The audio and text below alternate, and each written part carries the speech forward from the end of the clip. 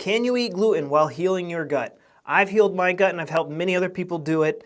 And in this video, I'm going to share with you what are the best types of bread to eat while healing your gut and the history of gluten intolerance. The guy who made gluten intolerance popular is actually an Italian doctor. It's kind of funny. I have a free instant webinar that shows you everything I did to get better on my website. So gluten intolerance wasn't even a thing until about 1940s.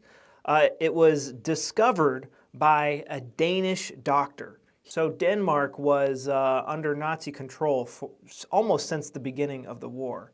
So people were very stressed out there, and he was a doctor looking over kids with digestive issues.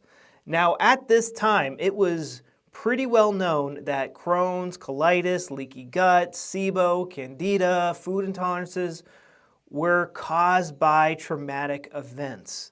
They were categorized as psychosomatic diseases, meaning, these diseases always start after a traumatic event.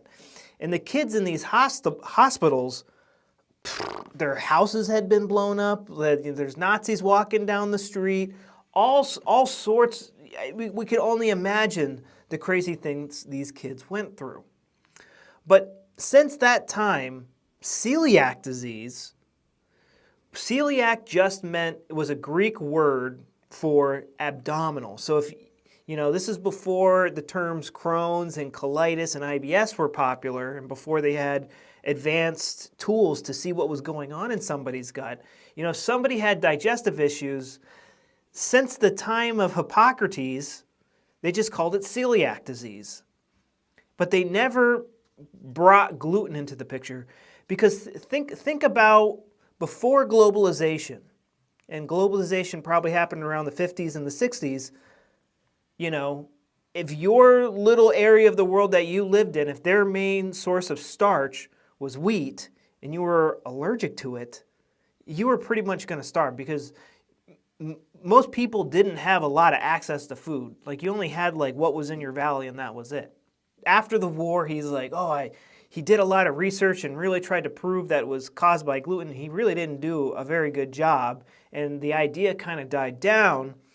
But then in the 90s and the early 2000s, this Italian doctor ran with this gluten intolerance thing.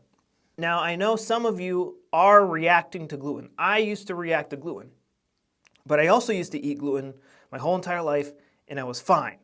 When I started doing the keto diet and the paleo diet and the specific carbohydrate diet, and they told me bread was bad, literally overnight I developed an allergy to bread. And I was fine before.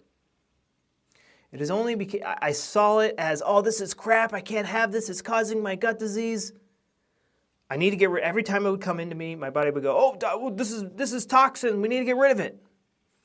I need to get rid of this toxic protein. But then I read a book that said sourdough bread was good because the bacteria broke down the gluten to make it more digestible, and then I was fine. I could eat the bread just fine. And then one day, somebody gave me a piece of bread, and I ate it. This whole weekend I ate just bread, and my friend was like, oh yeah, it's sourdough. I ate this bread, all weekend. I was fine. And then at the end of the weekend, he said, he laughed and he goes, actually it's not sourdough. It's just normal bread. It's in your head, dude. And the second he told me that, I threw a big hissy fit and then I had symptoms. But it also helped me realize that this is controlled from my brain. So if somebody is reacting to gluten, usually there's a few things going on. One, they got symptoms and they got freaked out and then they went online and they read something that gluten's causing it. Or something stressful happened to them while eating gluten. I was watching this video the other day and this guy was eating a sandwich and the cops were like, "Get down on the ground, you're under arrest." And the guy's like, "Can I finish my sandwich?" I'm like, man, that's how somebody gets gluten intolerance. That's how somebody reacts to gluten.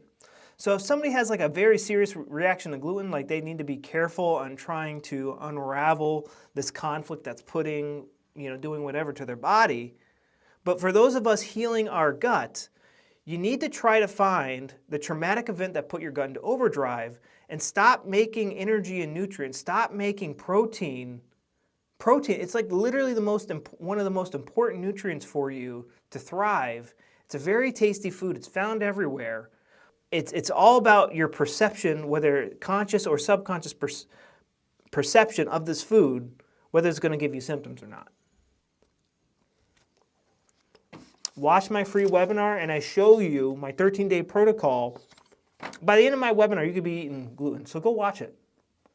It's absolutely free.